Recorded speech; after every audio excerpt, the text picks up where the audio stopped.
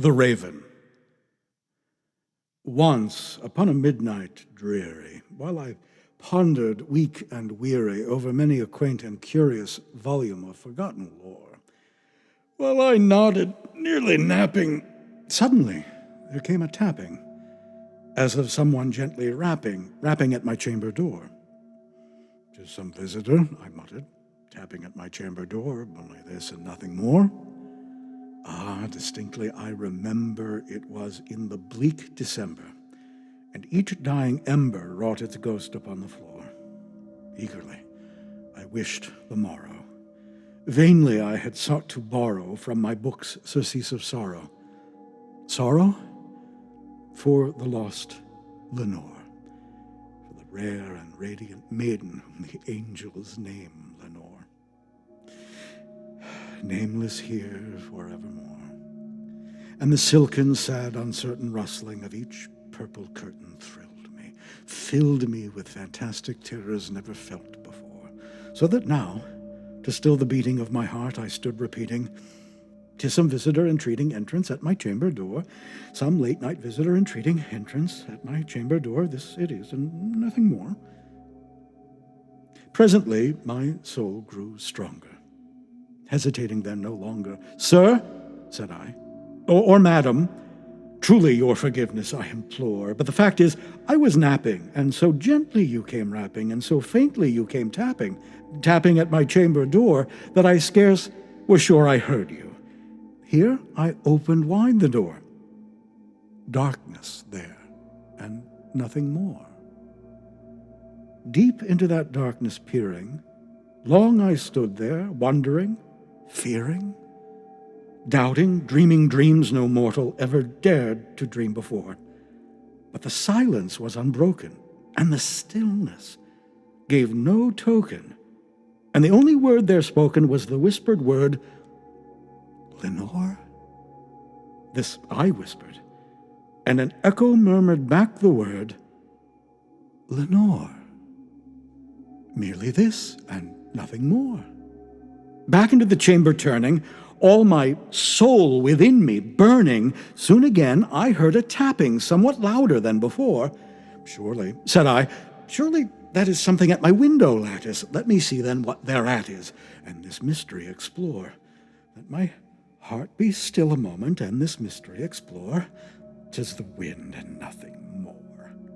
Open here I flung the shutter, when, with many a flirt and flutter, in there stepped a stately raven of the saintly days of yore.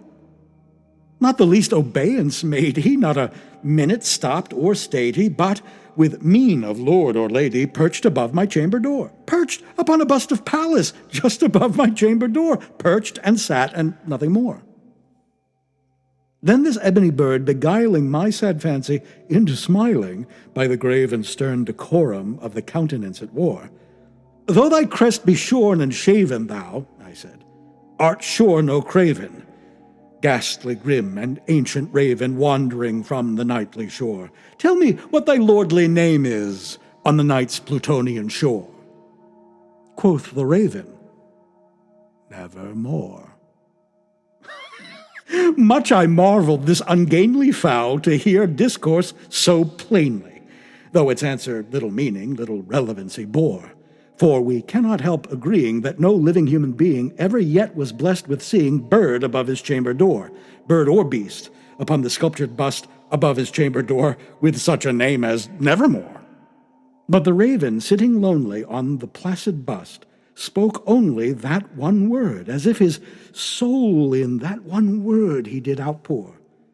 Nothing farther than he uttered, not a feather than he fluttered, till I scarcely more than muttered, "Other friends have flown before. On the morrow he will leave me, as my hopes have flown before."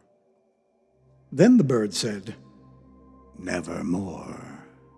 Startled by the stillness broken by reply so aptly spoken, "Doubtless," said I, "what it utters is its only stock and store, caught from some unhappy master, whom unmerciful disaster followed fast, and followed faster, till his songs one burden bore, till the dirges of his hope that melancholy burden bore of never, nevermore." But the raven, still beguiling all my fancy into smiling, straight I wheeled a cushioned seat in front of bird and bust and door. Then, upon the velvet sinking, I betook myself to linking fancy unto fancy, thinking what this ominous bird of yore, what this grim, ungainly, ghastly, gaunt, and ominous bird of yore meant in croaking nevermore. This I sat engaged in guessing, but no syllable expressing to the fowl whose fiery eyes now burned into my bosom's core.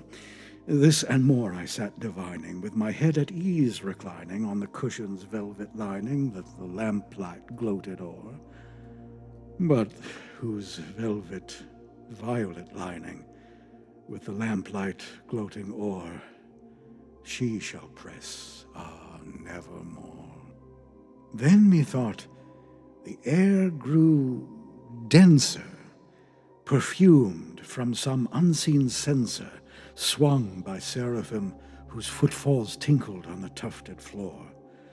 "Wretch," I cried, "thy God hath lent thee, by these angels he hath sent thee, respite and nepenthe from thy memories of Lenore. Quaff, oh quaff, this kind nepenthe, and forget this lost Lenore."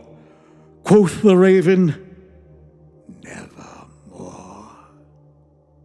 "Prophet," said I, "thing of evil, prophet still, if bird or devil, whether tempter sent, or whether tempest tossed thee here ashore, desolate yet all undaunted on this desert land enchanted, on this home by horror haunted, tell me truly, I implore, is there balm in Gilead? Tell me, I implore." Quoth the raven, "Nevermore." "Prophet," said I, "thing of evil, prophet still, if bird or devil, by that heaven that bends above us, by that God we both adore, tell this soul with sorrow laden, if within the distant Aiden it shall clasp a sainted maiden whom the angels name Lenore. Clasp a rare and radiant maiden whom the angels name Lenore." Quoth the raven, "Nevermore." "Be that word our sign of parting, bird or fiend," I shrieked up starting. "Get thee back into the tempest and the night's Plutonian shore. Leave no black plume as a token of that lie thy soul hath spoken. Leave my loneliness unbroken. Quit the bust above my door. Take thy beak from out my heart and take thy form from off my door." Quoth the raven, "Nevermore." And the raven, never flitting, still is sitting on the pallid bust of Pallas just above my chamber door. And his eyes have all the seeming of a demon's that is dreaming, and the lamplight o'er him streaming throws his shadow on the floor, and my soul from out that shadow that lies floating on the floor shall be lifted nevermore.